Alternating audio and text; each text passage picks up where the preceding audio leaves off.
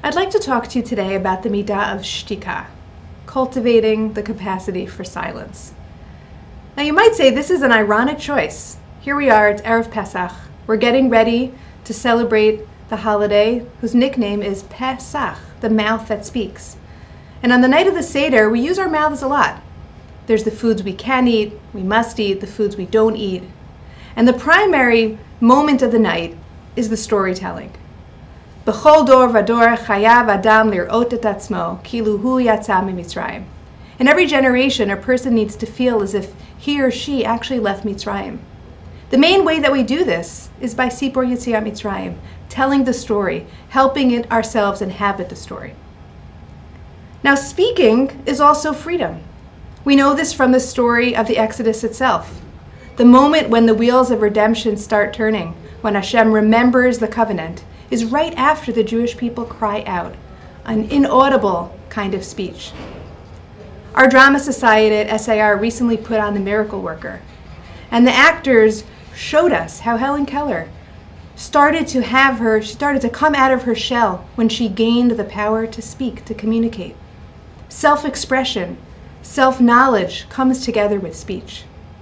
And finally, in the Torah, we know that creation is speech. Hashem creates the world with language.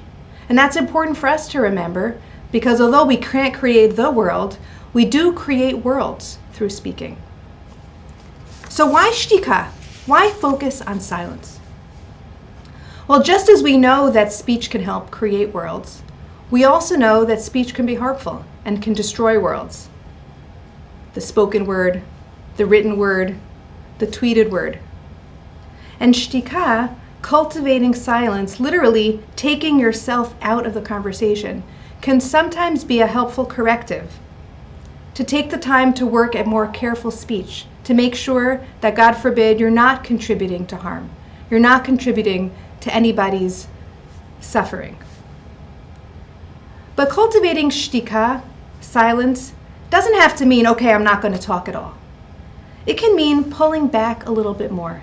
It can mean practicing restraint. It can mean saying, I hear you, when someone argues with you, instead of launching into a critique. If we learn to interlace or infuse our speech with silences, so that speaking includes listening, so that when you speak in community, you speak in relation to the people around you, whose ideas you understand, then you've learned to share the space.